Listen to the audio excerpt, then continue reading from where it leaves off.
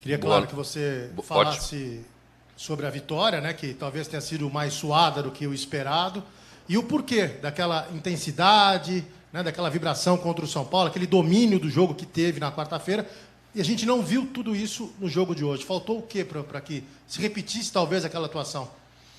Bom, boa noite. Foi muito mais duro do que a gente imaginava, não tenha dúvida disso.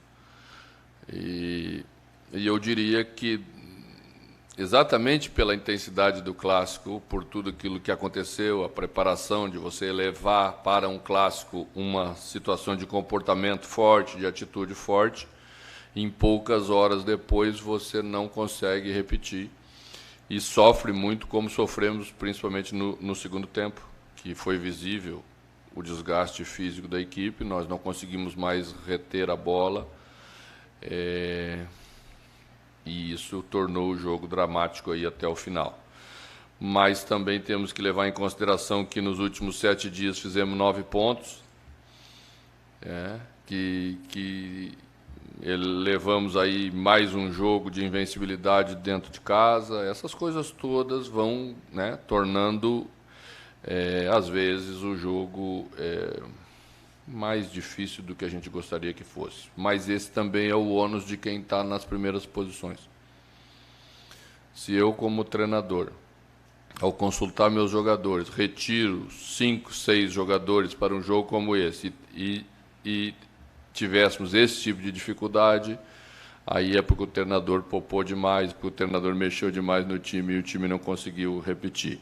Então a gente tem que ter uma conversa muito transparente para os próximos jogos, para avaliar bem quem tem condição pode ir, quem está já entrando numa fase de desgaste grande, principalmente num setor importante, como é o meio-campo, onde as coisas se disputam muito, onde a marcação tem que ser mais perto, né, porque senão gera consequências, aí nós vamos ter que optar por uma atitude um pouquinho diferente. Mano, boa noite.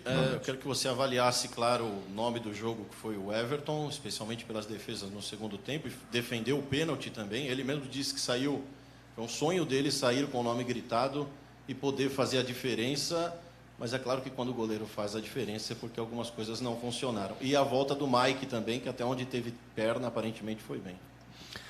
Veja como os sonhos são diferentes, né? O sonho do treinador não é que o seu goleiro tenha o nome gritado, porque isso não é bom sinal. O Everton merece, é um goleiro de seleção brasileira, né? E fez hoje uma atuação espetacular, fez 2, fora a penalidade máxima, fez 2 grandes defesas, espetaculares defesas de gol, né? Que valeu tanto quanto o gol que Zé Rafael fez para construir a nossa vitória. A gente fica feliz com quem trabalha, com quem escreve trajetória vencedora como Everton. Eu conheci lá atrás, né, e hoje nos reencontramos aí para trabalhar juntos, ele num outro nível e só passou a ter esse nível porque é o profissional que é. Então, vamos trabalhar nós todos para que isso não se repita mais, né, embora a gente saia também tão feliz quanto ele em relação à parte individual, pessoal. Mano, Mike, desculpa.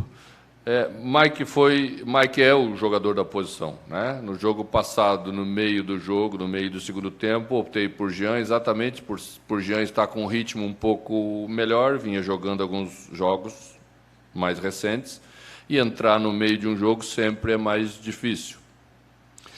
Mas para esse jogo a gente já tinha uma condição para o Mike, fez um bom primeiro tempo, fez boas jogadas com a qualidade que tem de passagem natural.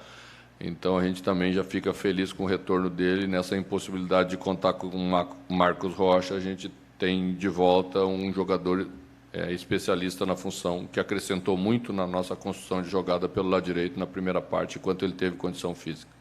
Mano, em cima do Mike mesmo, esse jogo, o começo dele, foi aquele jogo de paciência, que você falou que não dá para ser do mesmo jeito direto, como foi contra o São Paulo, contra determinados times. E o time foi construindo e ele acabou sendo um escape importante pelo lado do campo ali, né? Tanto que saiu a jogada do gol dos pés dele. Fez a jogada do gol, fez mais 2 jogadas muito boas. Depois, no início do segundo tempo, fez de novo uma boa jogada que rolou para trás. é o jogador que tem essa alta qualidade técnica de acabamento de jogada, né? Não só chegar na linha de fundo, como muitos chegam, mas aí, na hora de tirar o 10, falta alguma coisa. O Mike tem essa capacidade técnica para tirar o 10 e foi por ali que conseguimos construir a nossa valorosa vitória de hoje à noite. Mano, boa noite. Boa noite. Eu queria fugir um pouco do jogo hoje e fazer uma pergunta sobre o Gabriel Veron, que é um garoto do Palmeiras que está brilhando muito no Mundial Sub-17. E a cada atuação dele, a torcida cada vez fala mais que o Palmeiras tem que subir, que o Palmeiras tem que subir.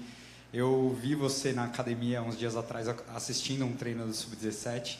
Eu queria saber o que você pensa sobre ele e se existe uma possibilidade de você já trabalhar com ele no início de 2020. Olha, a gente também acompanhou a partida com muita atenção, até por interesse de acompanhar realmente ele mais de perto. A gente já está fazendo isso em relação às duas categorias imediatas, que é o Sub-17 e o Sub-20, para avaliar bem os jogadores, conhecer a característica mais de perto, conversar com os seus respectivos técnicos, que é importante. Com o Wesley já tinha uma relação de amizade de mais tempo. Com o Arthur vamos construir essa relação exatamente para tomarmos decisões importantes para o clube, para frente, para a nossa equipe e para os jogadores que têm talento e que pode estar, sim, conosco. Temos aí uma relação prévia, vamos conferir exatamente se confirma aquilo que esperamos para trazer os jogadores, sim, para o grupo principal. Mano, só mais uma. O Samba Enredo já disse que sonhar... Temos tempo bastante, né?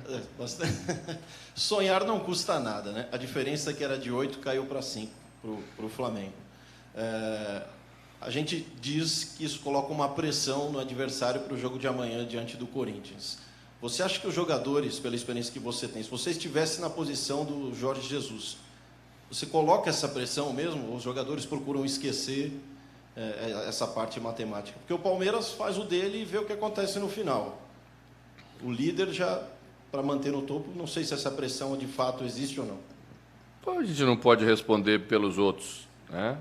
Mas eu diria que, por experiência própria, sempre é melhor você jogar com uma folga maior. Óbvio, né? À medida em que alguém se aproxima um pouco mais, você também entende que também não pode tropeçar, né?